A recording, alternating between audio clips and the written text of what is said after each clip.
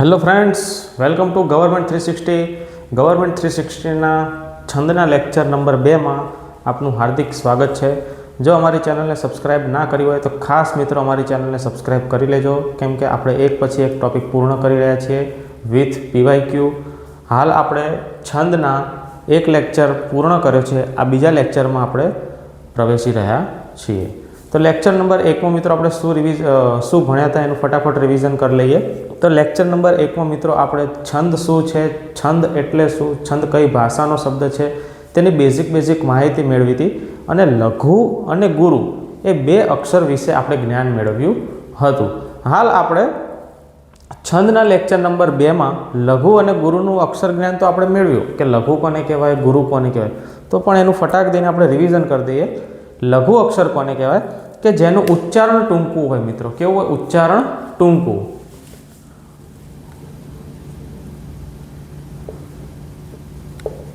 ઉચ્ચારણ ટૂંકું હોય એને લઘુ અક્ષર કહેવામાં આવે છે. જેમ કે અ, નાનો ઈ, નાનો ઉ, રૂ, આ બધા લઘુ અક્ષર છે મિત્રો. હવે લઘુ અક્ષરની માત્રા એક હોય છે અને એની સંજ્ઞા યુ જેવી અને એને લ વડે લખવામાં આવે છે. આપણને કોઈક વાર એમ કહેવામાં આવે કે આમાં માત્રા કેટલી છે ગણો, તો લઘુ અક્ષર હોય તો એની એક માત્રા ગણવાની, ગુરુ અક્ષર હોય તો એની બે માત્રા ગણવાની. ગુરુ અક્ષર કોને કહેવાય છે કે જેની માત્રા બે હોય છે મિત્રો. કેટલી માત્રા? બે હોય છે. જેનું નિશાન છે એટલે કે સંજ્ઞા છે આડી લાઈન, એટલે કે લ, યુ, ગુ, રૂનું માઇનસ. આ રીતે માઇનસ મિત્રો આપણે શબ્દ ગુજરાતી ભાષાનો નથી, પરંતુ આપણે યાદ રાખવા માટે એને ચાલે એમ ટૂંકમાં આપણે કે યાદ રહેવું જોઈએ. ટૂંકમાં આપણને ખબર પડવી જોઈએ કે આ ગુરુ અક્ષર છે કે લઘુ અક્ષર. તો હવે લઘુ ગુરુના કેટલાક નિયમો છે મિત્રો. લઘુ ગુરુના શું છે? કેટલાક નિયમો. જો એ નિયમો ખબર ન હોય તો આપણને કોઈ પણ છંદ ઓળખવામાં ભારે મુશ્કેલી પડે. એટલા માટે આપણે એના નિયમો અલગ અલગ છે, એમાં અપવાદ છે એ પણ આપણે સમજવાનું છે. તો શું કહે છે? જો અક્ષર ઉપર શું હોય? તીવ્ર અનુસ્વાર હોય. શું હોય? તીવ્ર અનુસ્વાર હોય તો એ અક્ષર લઘુ હોવા છતાં ગુરુ થાય છે. અક્ષર ઉપર તીવ્ર અનુસ્વાર હોય તો એ લઘુ હોવા છતાં ગુરુ થાય છે. તમને ટૂંકમાં કહી દઉં, અનુસ્વાર ના ખબર હોય તો આને અનુસ્વાર કહેવાય. આપણે આવું ટપકું જોયેલું છે તો આ જે ટપકું કહેવાય ને એને ગુજરાતી ભાષામાં અનુસ્વાર કહેવાય. શું કહેવાય? અનુસ્વાર. સાથે સાથે વિસર્ગની પણ વ્યાખ્યા મેળવી લઈએ. આ સાઈડમાં બે ટપકા હોય તો એને આપણે વિસર્ગ કહીએ છીએ. શું કહીએ છીએ? વિસર્ગ કહીએ છીએ. તો ખાસ સમજો મિત્રો, જો અક્ષર ઉપર તીવ્ર અનુસ્વાર હોય તો અક્ષર લઘુ હોવા છતાં ગુરુ થાય છે. જેમ કે સ, શરણાઈનો સ છે અને એની પર માથે મીંડું હોય તો સંગ, સંગ અવાજ આવ્યો. શન, શની ઉપર થડકો લાગે છે, એક પ્રકારનો વજન પડે છે. કોના લીધે વજન પડે છે? આ અનુસ્વારના લીધે. એટલા માટે આ સ આમ જોવા જઈએ તો લઘુ અક્ષર છે, પરંતુ ઉપર અનુસ્વાર હોવાથી એ ગુરુ અક્ષર બનશે. અને ગુરુ અક્ષરની નિશાની શું છે? માઇનસ જેવી. અને કા એટલે કે અ અને આ પ્લસ ક, તો કા બોલાય કે ના બોલાય? તો એટલે એ ગુરુ બન્યું. શું બન્યું? ગુરુ. અને એના અક્ષર કેટલા છે? એની માત્રા કેટલી છે? બે. આપણે આગળ વાત થઈ એમ ગુરુ અક્ષરની માત્રા કેટલી હોય છે? 2. હવે આમાં નિયમ શું યાદ રાખવાનો છે કે અનુસ્વાર હોય તો ગુરુ આવશે, એ તો નિયમ યાદ રાખવાનો જ છે મિત્રો. પરંતુ જો એ અનુસ્વારની અનુભૂતિ થતી ન હોય, એ અનુસ્વારની શું ન થતી હોય? અનુભૂતિ ન થતી હોય, તો એ અક્ષર લઘુનો લઘુ જ રહેશે, કંઈ જ ફેરફાર આવશે નહીં.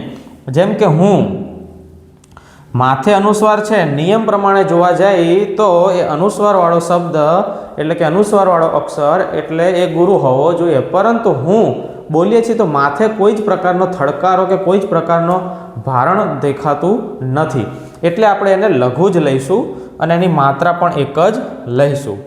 ચલો, શબ્દમાં જોડાક્ષર હોય અને જોડાક્ષરનો થડકો આગળ લાગતો હોય. પહેલાં તો જોડાક્ષર કોને કહેવાય?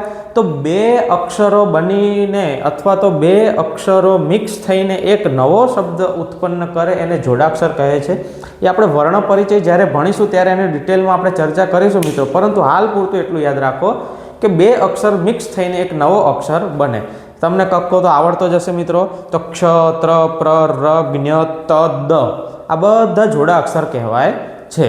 તો આ જોડાક્ષરનો થડકો એટલે કે આ જોડાક્ષર કોઈ શબ્દ સાથે જોડાયેલો હોય અને આ જોડાક્ષરના લીધે આગળના અક્ષર ઉપર વજન પડતું હોય, થડકારો અનુભવાતો હોય, તો એને આપણે ગુરુ ગણીશું. શું ગણીશું? ગુરુ ગણીશું મિત્રો. જેમ કે સત્ય. શું છે? સત્ય. આમ જોવા જઈએ તો સ એ લઘુ છે, પરંતુ આ ત એ અડધો અક્ષર છે અને એનો થડકો આગળ પડે છે. સત, બોલો તો, સત્ય. સત્ય. તો એ લઘુ હોવા છતાં ગુરુ બનશે, અને ય તો લઘુ છે એટલે લઘુ જ રહેશે. હવે આમાં પાછો અપવાદ શું મિત્રો યાદ રાખશું આપણે? જો એ થડકારો અનુભવાતો ન હોય. શું કહે છે? એ થડકારો આગળના અક્ષરમાં અનુભવાતો ન હોય. અનુભવાતો ન હોય તો પછી એ લઘુનો લઘુ જ રહેશે. જેમ કે તરસ્યું. હવે આ જોડાક્ષર પણ છે, માથે અનુસ્વાર પણ છે. આગળ આપણે બે નિયમ જોયા ને મિત્રો, એ રીતે કે અનુસ્વાર હોવા છતાં એના ઉપર કોઈ થડકારો અનુભવાતો નથી. આ અડધો અક્ષર છે, પરંતુ એનો આગળના અક્ષર ઉપર કોઈ ભાર નથી લાગતું, તો એ લઘુ રહેશે. તમને એવું થશે કે મિત્રો આપણને આ કેમની ખબર પડે? તો સતત ને સતત પ્રેક્ટિસથી ખબર પડે. આપણે જેમ જેમ છંદ ભણીશું એમ સાથે સાથે પ્રેક્ટિસ પણ થતી જશે, એટલે તમે જ્યારે છંદ પૂર્ણ કરીશો ત્યારે તમને આ બહુ ઇઝી લાગશે. પરંતુ ખાલી થોડા નિયમો મિત્રો મગજમાં રાખો, જેથી તમને જ્યારે આપણે છંદ ચાલે તો ફટાફટ મિત્રો છંદ આવડી જાય. ચલો નેક્સ્ટ આગળ વધીએ. આપેલા શબ્દમાં જો વિસર્ગો હોય, આપણે વિસર્ગ કોને કહેવાય એ મિત્રો સમજ્યા. વિસર્ગ કોને કહેવાય? આ બે ટપકા હોય ને એને વિસર્ગ કહેવાય. જો આપેલા શબ્દમાં વિસર્ગ આવતો હોય, શું આવતું હોય? વિસર્ગ આવતો હોય, અને એ વિસર્ગનો થડકો આગળના અક્ષરમાં જો અનુભવાતો હોય, વિસર્ગનો થડકો આગળના અક્ષરમાં અનુભવાતો હોય, આ મિત્રો શબ્દ આપણે બોલીએ તઈ આપણને ખબર પડે કે વિસર્ગનો અનુભવ થાય છે કે નહીં. પહેલાં તો વિસર્ગનું ઉચ્ચારણ કેવું હોય? હ. જેમ કે અંત, પછી બે ટપકા કરણ, તો એ બે ટપકાને હ ઉચ્ચારો તો અંતઃ કરણ થાય. શું થાય? અંતઃ કરણ. તો આ વિસર્ગનો થડકો આગળ અનુભવાય છે, તો એ ગુરુ લઘુ શબ્દ છે, પરંતુ ગુરુ બનશે. કેવો બનશે? ગુરુ બનશે. એવી જ રીતે મિત્રો અમ એ આપણે ગુરુ અક્ષર ગણીશું, અને કરણ એ તો લઘુ લઘુ લઘુ જ છે. હવે એવી જ રીતે જો વિસર્ગનો થડકો ન અનુભવાતો હોય તો એ શબ્દ લઘુનો લઘુ જ રહેશે. જેમ કે અહીંયા દુઃખમાં વચ્ચે વિસર્ગ હોવા છતાં આગળ એમાં કાંઈ જ આપણને થડકારો કે એના લીધે એમાં વજન પડતો હોય એવું કાંઈ જ લાગતું નથી. એટલા માટે આપણે એને લઘુ જ સમજીશું. લઘુની નિશાની યુ છે, ગુરુની માઇનસ જેવી છે, ગુરુની માત્રા 2 છે અને લઘુની માત્રા 1 છે. ચલો આગળનો મુદ્દો, મહત્વના મુદ્દા છે. જો ખોડો અક્ષર આવે તો એ લઘુ જ ગણાશે. ખોડો અક્ષરને બધું આપણે છંદ ચાલશે ત્યારે બધું બેઝિકમાં આવી જશે. અત્યારે ખાલી નિયમ મગજમાં ફિક્સ કરી દો મિત્રો કે જ્યારે પણ ખોડો અક્ષર આવે તઈ એને આપણે લઘુ ફાઇનલી ગણવાનો છે, એમાં કોઈ જ બાંધછોડ રાખવાની નથી. બીજું, વાક્યમાં જો ઓમ શબ્દ દેખાય, ઓમ શબ્દ આમ જોવા જાવ તો સ્વરનો બનેલો છે, રસ્વનો બનેલો છે, અને માથે અડધી માત્રા છે અને પાછું અનુસ્વાર છે, તો તમને કંઈ જ ખબર પડે નહીં. તો એના માટે મગજમાં એક વસ્તુ ફિક્સ કરી લો કે ઓમનું ઉચ્ચારણ હોય તો માત્રા 3 અને અક્ષર ગુરુ, પૂરું મિત્રો. આટલું મગજમાં ફિક્સ રાખવાનું છે. ઘણી વખત શું થાય છે કે કવિ હોય એ છૂટ લે. શેની છૂટ લે? જો આપણે જ્યારે છંદ ભણીશું ને ત્યારે એનું બંધારણ આવશે. એ બંધારણમાં કેવું હોય કે એ બંધારણ પ્રમાણે છંદ હોવો જોઈએ, પરંતુ છેલ્લે લઘુ હોય તો છતાં એ કવિ ગુરુ કરી દે. તો એ કવિ છૂટ લે છંદમાંથી. શું લે? કવિ છૂટ લે. એને આપણે કવિ છૂટ તરીકે ઓળખીએ છીએ. તો એ ઘણી વખત લઘુ હોવા છતાં આપણે ગુરુ સમજીને એને આગળ જવા દેવો પડે છે. તો આ હતા મિત્રો બેઝિક નિયમો જે છંદમાં ખૂબ જ ઉપયોગી છે. આ પાયાના નિયમો છે મિત્રો. આ નિયમો આપણને ન ખબર હોય તો લઘુ ગુરુ કરવામાં ખૂબ જ આપણને તકલીફ પડે, અને છંદ આખો એ લઘુ ગુરુ ઉપર જ બનેલો છે. એ લઘુ ગુરુ ના ખબર પડે તો કાંઈ ખબર પડે નહીં. એક લઘુ ગુરુ, એક થડકારો અને એક એનું ગણ ફાઇનલ. આ ગણ સૂત્ર છે એ આપણે ભણીશું આગળના લેક્ચરમાં, પણ આ 3 વસ્તુ આવડે તો આપણને છંદ પૂર્ણ રીતે ફાવી જાય. તો ફટાફટ મિત્રો નિયમોનું રિવિઝન કરી દઈએ. લઘુ અક્ષરની નિશાની યુ જેવી છે, માત્રા 1, ગુરુ અક્ષરની આડી માઇનસ જેવી, અને માત્રા 2 છે. જો અનુસ્વાર આવતો હોય અને એનો થડકારો એ અનુસ્વારના લીધે અનુભવાતો હોય મિત્રો, તો એને આપણે ગુરુ ગણીશું. પછી ભલે ને શબ્દ લઘુ હોય, અને જો અનુસ્વારનો થડકારો અનુભવાતો ન હોય તો એ લઘુ હોવા એ ગુરુ હોય કે લઘુ હોય કોઈ પણ હોય એને આપણે લઘુ જ લેવાનું છે।